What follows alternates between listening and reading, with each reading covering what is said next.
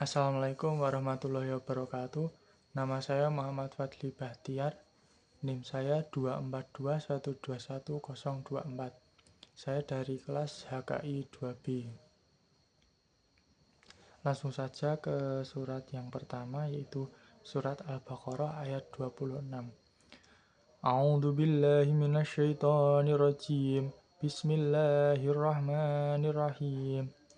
Innallaha la yastahi ay yadriba masalan ma ba'udatan fama fawqaha fa'ammal ladzina amanu faya'lamuna annahul haqqu mir rabbihim wa ammal ladzina kafaru fayaquluna madza aradallahu bihadza masalah yudillu bihi katsiran wa yahdi bihi katsiran wa ma yudillu bihi illal fasiqin, yang artinya sesungguhnya Allah tidak segan membuat perumpamaan seekor nyamuk atau yang lebih kecil dari itu. Adapun orang-orang yang beriman, mereka tahu bahwa itu kebenaran dari Tuhan. Tetapi mereka yang kafir berkata, apa maksud Allah dengan perumpamaan ini?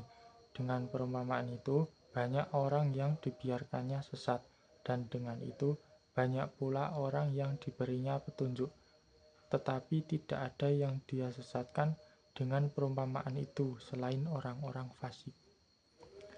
Penjelasan dari ayat ini adalah, ayat ini menjelaskan bahwa Allah tidak segan menggunakan perumpamaan, bahkan sekecil nyamuk untuk menyampaikan pesannya. Orang-orang beriman memahami bahwa ini adalah kebenaran dari Tuhan, sedangkan orang-orang kafir mempertanyakannya dan justru tersesat karenanya.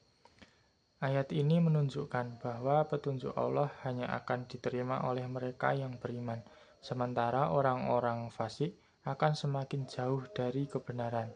Ini menegaskan bahwa pemahaman terhadap wahyu bergantung pada kondisi hati dan keimanan seseorang. Setelah mempelajari ayat ini, saya menyadari bahwa seringkali manusia hanya mencari tanda-tanda kebesaran Allah dalam hal-hal besar, seperti keajaiban alam, mukjizat, atau kejadian luar biasa. Padahal di sekitar kita banyak hal-hal kecil yang sering dianggap remeh.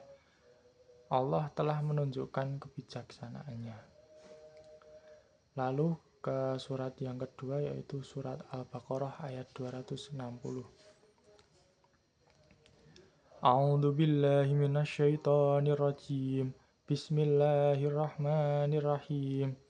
Wa idza qala Ibrahimu rabbi arini kaifa tuhyil mauta qala awalam tu'min qala bala walakin liyatma'inna qalbi qala fahud arba'atan minat tayri fasurhunna ilaika summa ja'al ala kulli jabalin minhunna juz'an summa da'uhunna ya'tinaka sa'ya wa alamu annallaha azizun hakim, yang artinya, dan ingatlah ketika Ibrahim berkata, Tuhanku, perlihatkanlah kepadaku bagaimana engkau menghidupkan orang mati.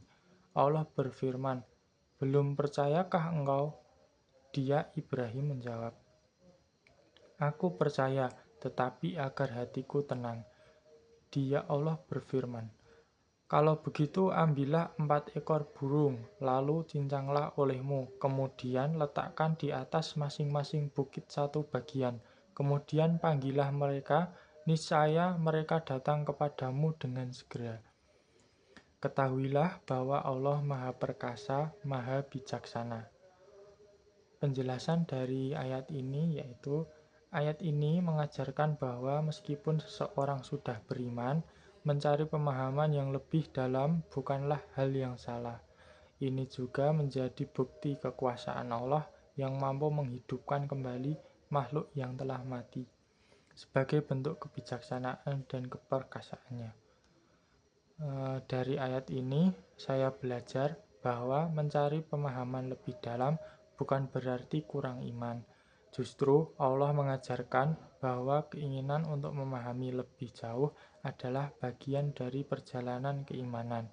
Yang penting adalah terus mencari, bertanya, dan mendekat kepadanya, karena ketenangan hati bukan datang dari jawaban instan, tetapi dari keyakinan yang tumbuh seiring waktu. Lalu ke surat yang ketiga, yaitu surat Al-Imran ayat 7. A'udzu billahi minasyaitonir rajim. Bismillahirrahmanirrahim. Huwallazi anzala 'alaikal kitaba minhu ayatum muhkamatun hunna ummul kitabi wa ukharu mutasyabihat. Fa'ammal ladzina fi qulubihim zaygun fayattabi'una ma tasyabaha minhu ibtigha'al fitnati wa ibtigha'a ta'wilih wa ma ya'lamu ta'wilahu illallah warrasikhuna fil ilmi yaquluna amanna bihi kullum min indi rabbina wa ma yadhakkaru illa ulul albab, yang artinya dialah yang menurunkan kitab Al-Quran kepadamu Muhammad. Di antaranya ada ayat-ayat yang muhkamat. Itulah pokok-pokok kitab Al-Quran, dan yang lain mutasyabihat. Adapun orang-orang yang dalam hatinya condong pada kesesatan, mereka mengikuti yang mutasyabihat untuk mencari-cari fitnah dan untuk mencari-cari takwilnya. Padahal tidak ada yang mengetahui takwilnya kecuali Allah. Dan orang-orang yang ilmunya mendalam berkata, kami beriman kepadanya Al-Quran, semuanya dari sisi Tuhan kami. Tidak ada yang dapat mengambil pelajaran kecuali orang yang berakal. Penjelasan dari ayat ini adalah, ayat ini menjelaskan bahwa Al-Quran terdiri dari ayat-ayat yang muhkamat atau jelas dan tegas sebagai pedoman utama, dan mutasyabihat atau mengandung makna yang tidak semua orang bisa memahaminya. Orang-orang yang memiliki niat buruk seringkali mencari-cari takwil ayat mutasyabihat untuk menyesatkan atau menimbulkan fitnah, padahal hanya Allah yang mengetahui makna sebenarnya. Sebaliknya, orang-orang yang ilmunya mendalam bersikap tawadhu. Mereka menerima seluruh isi Al-Quran sebagai kebenaran dan dari Allah, tanpa mencoba memelintir maknanya. Ayat ini mengajarkan pentingnya memahami Al-Quran dengan niat yang benar, serta mengingatkan bahwa hanya orang-orang yang berakal yang mampu mengambil pelajaran darinya. Setelah mempelajari ayat ini, saya sadar bahwa tidak semua ayat dalam Al-Quran mudah dipahami. Ada yang jelas maknanya, tetapi ada juga yang membutuhkan ilmu dan kebijaksanaan untuk memahaminya. Dalam perjalanan hidup ini, saya sering melihat bagaimana orang-orang menafsirkan ayat-ayat suci dengan cara yang berbeda.